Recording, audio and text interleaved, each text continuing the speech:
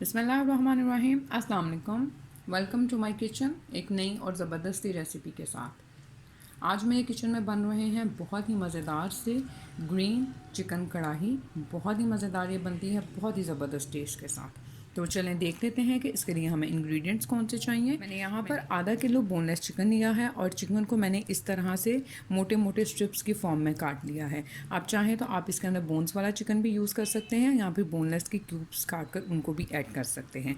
उसके अलावा हमने यहाँ पर आधी गट्ठी के करीब धनिया लिया है, आधी गट्ठी के करीब ही हम इसके अंदर पुदीना इस्तेमाल करेंगे। 3 से 4 इसके अंदर सब्ज़ मिर्चें जाएंगी। 1 टेबल स्पून के करीब इसके अंदर लेमन जूस जाएगा।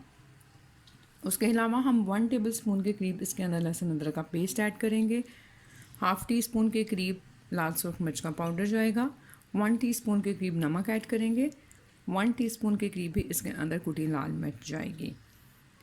1 टीस्पून के करीब सूखा धनिया पाउडर, 1 टीस्पून के करीब गरम मसाला पाउडर और 1 टीस्पून के करीब ही हम इसके अंदर सफ़ेद ज़ीरा ऐड करेंगे। 5 to 6 टेबल स्पून के करीब हम इसके अंदर ऑयल ऐड करेंगे। तो चलें मज़ेदार सी ग्रीन चिकन कढ़ाई बनानी स्टार्ट करते हैं। यहाँ पर मैंने 5 to 6 टेबल स्पून के करीब ऑयल ऐड कर दिया है। इसके अंदर सबसे पहले मैं लहसुन अदरक का पेस्ट ऐड करूँगी। लहसुन अदरक के पेस्ट को आपने ब्राउन नहीं करना, बस हल्का सा इसको 1-2 मिनट के लिए सौते कर लेना है।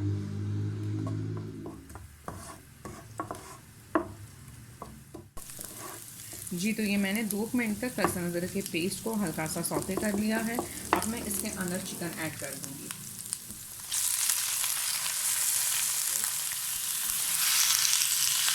चिकन को हमने 3 से 4 मिनट तक अच्छी तरह से भून लेना है, जब तक इसका कलर चेंज नहीं होता। जब तक ये चिकन इसका अंदर फ्राई होता है, हम धनिया, पुदीना और सब्ज़ मिर्चों को ब्लेंड कर लेते हैं।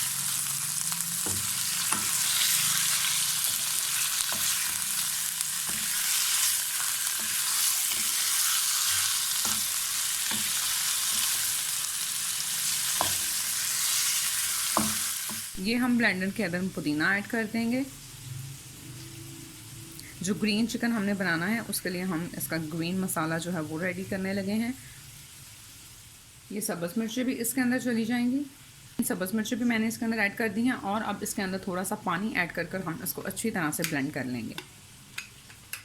ग्रीन चिकन कढ़ाई के लिए हमने जो ग्रीन मसाला था वो तैयार कर लिया है। तो अब चिकन की तरफ चलते हैं। ये देखिए चिकन का कलर जो है वो अच्छी तरह से चेंज हो गया है, ये बिल्कुल फ्राई हो गया है। अब हम इसके अंदर बाकी के मसाले ऐड करेंगे। ये सारे मसाले इसके अंदर चले जाएंगे।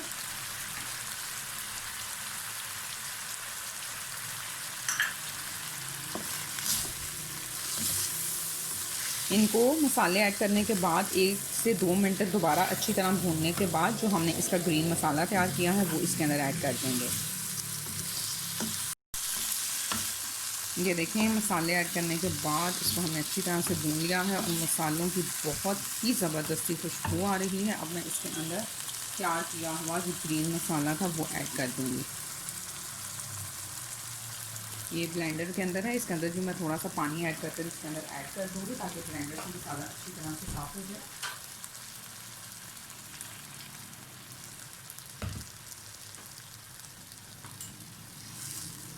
इसको अब हम अच्छी तरह से मिक्स कर लेंगे।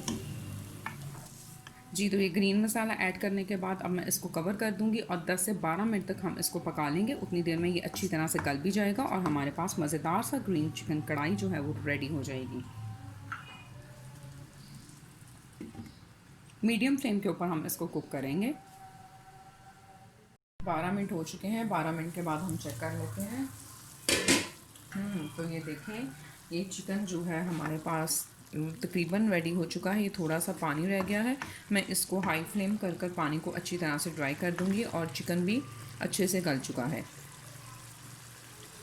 ये देखें ये चिकन भी अच्छी तरह से गल चुका है। अब मैंने फ्लेम को हाई कर दिया है। हाई फ्लेम के ऊपर हमने इसके पानी को अच्छी तरह से ड्राई कर लेना है और ये 1 टेबल स्पून के करीब इसके अंदर लेमन जूस चला जाएगा और हम इसको अच्छी तरह से ड्राई कर लेते हैं।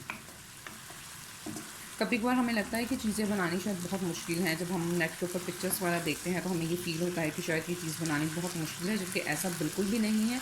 आपने ये देखा कि बहुत सिंपल रोज़मर्रा इस्तेमाल होने वाली चीज़ें हैं, धनिया, पुदीना, नमक में, जिनसे हमने एक डिफरेंट से टेस्ट का मज़ेदार सा चिकन जो है वो बना लिया है। जी, तो ये देखिए मैंने 1 से 2 मिनट तक इसको अच्छी तरह से भून लिया है। अब मैं फ्लेम ऑफ कर दूँगी और इसको डिश आउट कर लेते हैं।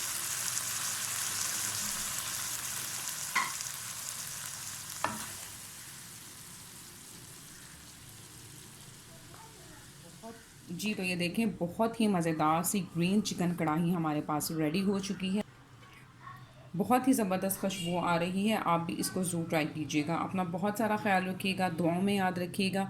फिर मिलूँगी इंशाल्लाह नई और मज़ेदार सी रेसिपी के साथ। तब तक के लिए thank you very much and अल्लाह हाफ़िज़।